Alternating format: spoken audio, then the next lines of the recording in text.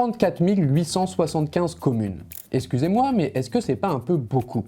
Quand on additionne le nombre de communes de France métropolitaine et des 5 départements d'outre-mer que sont la Guadeloupe, la Martinique, la Guyane, la Réunion et Mayotte, on frôle quand même les 35 000 communes. La stat qui résume tout, la France représente une commune sur 3 en Union européenne.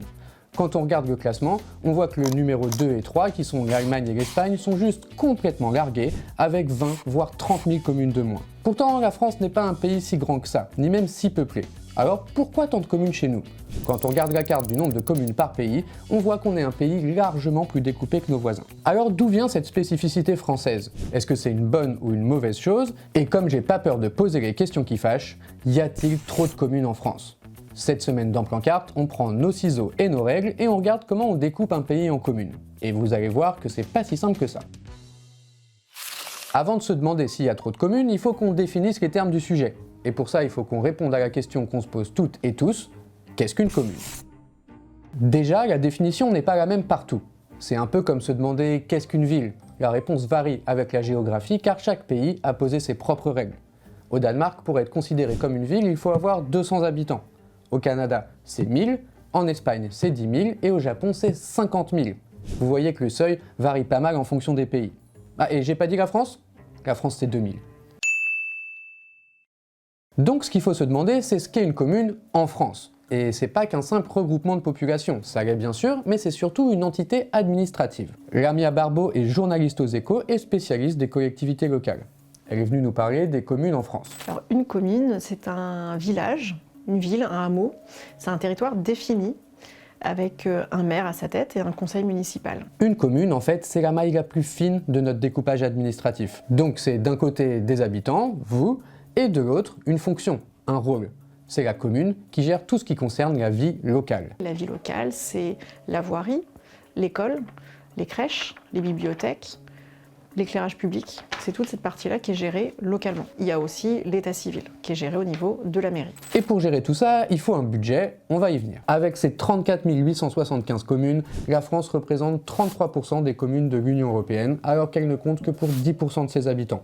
À titre de comparaison, l'Allemagne représente 20% de la population de l'Union européenne, mais ne compte que pour 11% des communes. Il y a donc une spécificité française, et le mieux pour s'y intéresser, ce serait d'avoir la liste de toutes les communes du pays. Mais où trouver cette liste? Excellente question, je vous remercie de l'avoir posée. En France, si tu veux être une commune, il te faut impérativement le badge. Qu'est-ce que je dis le badge? Le saint graal de toute commune, le code INSEE. C'est notre très cher Institut national des statistiques et des études économiques qui délivre à chaque territoire élu un code qu'on appelle de manière très originale le code commune de l'INSEE. Il est composé de 5 chiffres. Les 2 premiers indiquent le numéro du département et les 3 autres indiquent la position du département dans l'ordre alphabétique à l'intérieur de ce département. Par exemple, ça, c'est le code commune de Saint-Malo, qui est la 288e commune dans l'ordre alphabétique du département numéro 35, l'Ille-et-Vilaine. Grâce à ce code, on peut manipuler facilement des grosses bases de données de 35 000 lignes sans trop s'embêter avec les noms des communes. Parce que faire rentrer un nom comme Saint-Rémy, Ambouzemont, Saint-Genest et Isson dans une colonne de tableur, c'est pas super simple. C'est plus facile avec I, par exemple. Chaque année, l'INSEE publie la liste des communes mises à jour au 1er janvier, et comme c'est aussi eux qui publient le recensement de la population, on peut facilement avoir la population de chaque commune. Et c'est là qu'on se rend compte d'un premier truc, l'écrasante majorité de nos communes ont une toute petite population. Regardez le graphique. Une commune sur 10 a moins de 100 habitants, la moitié a moins de 500 habitants, et quasiment les 3/4 de nos communes ont 1000 habitants ou moins. Il faut se rendre à l'évidence, l'écrasante majorité de nos communes sont des bleds. Quand on regarde avec attention le recensement, on trouve même 6 communes avec 0 habitants. Regardez, elles sont très localisées, elles sont toutes les 6 juste ici. Ces 6 villages ont tous été détruits lors de la bataille de Verdun en 14-18. Ils n'ont pas été reconstruits depuis, mais leur existence a été conservée par devoir de mémoire. Elles ont été déclarées communes mortes pour la France. Mis à part ces cas exceptionnels, en plus d'être très peu peuplées, les communes de France sont toutes petites. Le mieux pour s'en rendre compte, ce serait de dessiner la carte des communes. Mais je vous rassure, on va pas dessiner les 35 000 une par une, alors direction le site de l'IGN, où on télécharge Admin Express, c'est-à-dire l'ensemble des fichiers cartographiques du découpage administratif français. Ensuite, il n'y a plus qu'à ouvrir QGIS, et tadam! Voici notre carte des communes. Et quand on regarde la carte, on le voit direct. En plus d'être des bleds, nos communes sont minuscules. Mis à part en Camargue, avec notamment Arles, la plus grande commune de France, et dans les Landes ou dans les Alpes, c'est toujours très petit. Mais pourquoi est-ce qu'on se retrouve avec des dizaines de milliers de communes, parfois minuscules et quasiment désertes? Pour le savoir, il faut qu'on retourne un peu en arrière. On est en 1789 et les révolutionnaires ne sont pas contents. Ils ont pris la Bastille, ils ont fait tomber le roi, tout ça c'est très bien, mais le territoire, lui, il est toujours organisé comme sous l'Ancien Régime. C'est-à-dire que c'est un joyeux enchevêtrement de plein de découpages différents, royaux, locaux, mais surtout religieux. La France est découpée en villes, en communautés villageoises, mais surtout en paroisses. La base de notre maillage administratif est donc religieuse, et c'est pour ça qu'on ne trouve que 756 communes sans église sur les quelques 35 000 du pays. C'est d'ailleurs très localisé sur la carte, que 2 communes sans église dans toute la Bretagne, mais 106 dans le seul département du Doubs et 98 dans le Jura. Imagine, t'es la seule commune de Bretagne sans église. Quoi. Ce joyeux sac de nœuds administratif pose 2 problèmes aux révolutionnaires. D'une part, rien n'est rangé, tout est emmêlé, ça se croise dans tous les sens, et à la Révolution, on aime bien égaliser les choses et tout ranger. Mais surtout, ce découpage est un héritage religieux et royal, et ça c'est juste pas possible pour les révolutionnaires, donc on balaye tout ça par l'ordonnance du 14 décembre 1789 qui transforme les paroisses en municipalités. Quelques années plus tard, le terme commune est créé par l'ordonnance du 31 octobre 1793 qui supprime toutes les autres dénominations et y substitue celle de commune. D'ailleurs, commune c'est un mot éminemment révolutionnaire. Pensez par exemple à la Commune de Paris.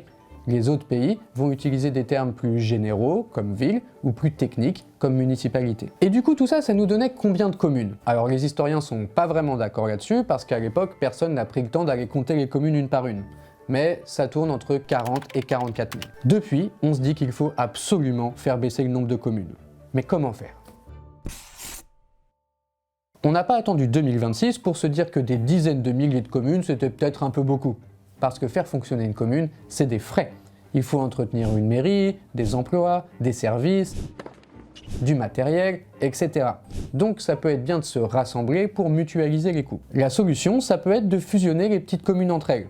Parce que faire fonctionner 5 mairies différentes, ça coûte plus cher que d'en faire fonctionner une seule plus grosse. Mais c'est pas aussi simple que ça en a l'air.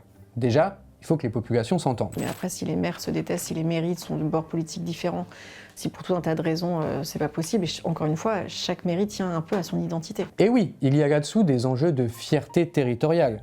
Avec le département, la commune, c'est l'échelon administratif de fierté géographique le plus intense de France. Ça se vérifie pas mal dans le sport, mais aussi en musique,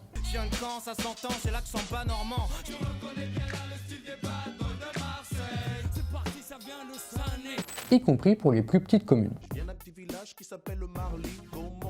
Donc pas simple de renoncer à son identité communale, d'autant que la France a fait le choix du volontariat pour la fusion des communes, à l'inverse d'autres pays comme l'Allemagne par exemple, qui fusionnent de manière autoritaire. En France, on a tenté de fusionner un max de communes avec 2 lois, en 1971 avec la loi Marcellin et en 2010 avec la réforme des collectivités territoriales. Le moins qu'on puisse dire, c'est que ça se bouscule pas vraiment au portillon. Depuis 2010, il y a eu à peu près 900 fusions de communes. Ok, ce qui est pas énorme. C'est pas énorme. D'ailleurs, si on revient un peu en arrière, on voit qu'on n'arrive pas vraiment à faire chuter le nombre de communes de manière drastique. Quand on regarde le graphique, depuis le début des années 60, on ne voit qu'une petite baisse de 1500 communes au début des années 70 et une autre d'un peu moins de 2000 communes dans les années 2010. Si les communes s'accrochent, c'est pour des raisons d'identité, comme on se le disait tout à l'heure, mais c'est aussi et surtout pour le rôle administratif de la commune. Comme la France, c'est le pays de la gastronomie, on a empilé toutes nos divisions géographiques dans une délicieuse pâtisserie administrative qu'on appelle le millefeuille territorial, ou administratif. Alors le millefeuille administratif, ça ne se mange pas, c'est juste des strates. On commence par la commune, donc qui peut être très petite, comme un hameau. Après, on passe à l'intercommunalité si elle existe. Ensuite, on passe au département. Ensuite, on passe aux régions.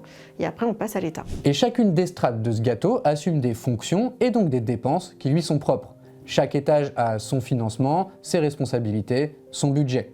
Pour la commune, c'est tout ce qui concerne la vie locale, comme on se le disait tout à l'heure. Et une solution pour économiser les coûts sans perdre son identité de commune, c'est l'intercommunalité. C'est un peu le meilleur des deux mondes, on garde son nom et son pouvoir, mais on fait des économies. C'est une alternative à la fusion parce que chacun reste indépendant, chacun garde son identité, le maire a toujours autant de pouvoir, mais il y a une mutualisation des coûts pour ce qui coûte très cher, ce qui est très important. Ça ressemble plus à un contrat passé entre les différentes communes pour économiser sur les postes les plus gourmands, comme la gestion des transports ou des déchets. C'est un peu comme une coloc. On va dire que chacun a sa chambre, mais il y a un partage du salon, de la cuisine, de la salle de bain. Donc pour des questions d'économie, on mutualise les coûts pour acheter par exemple un lave-vaisselle ou un lave-linge, ce qui coûte très cher. Parce qu'une commune au final, c'est pas juste un coût, c'est aussi l'échelon le plus local de la vie démocratique. C'est l'accès à des services qui ont été jugés importants, voire même vitaux. C'est très utile au niveau des administrés d'avoir une gestion très locale. Après, on passe au niveau de soit l'intercommunalité si elle existe, soit au niveau du département. On s'éloigne quand même, on peut dire, du sujet, et le sujet, c'est l'administré. Aujourd'hui, comme en 1789, l'enjeu des communes, c'est aussi celui de la fracture entre urbain et rural. Parce que quand on parle de fusionner des communes, on parle des petites, pas des grandes. Et chaque fois que le pouvoir a voulu flatter un peu l'électorat rural, c'est-à-dire plus ou moins tout le temps, il a fait bien attention à ne pas trop toucher aux petites communes. Merci de votre attention. Aujourd'hui, on était là avec nos 3 super stagiaires. Avant de vous laisser, je vous fais un petit quiz cartographique. Est-ce que vous savez quel est le nom de commune le plus porté en France? Moi je le sais, mais si vous voulez, on s'en parle en commentaire. Et puis deuxième question, sur les 34 875 communes françaises, il y en a 109 qui sont en plusieurs morceaux. Et parmi elles, il y en a une seule qui est en 4 morceaux. Est-ce que vous saurez la trouver ?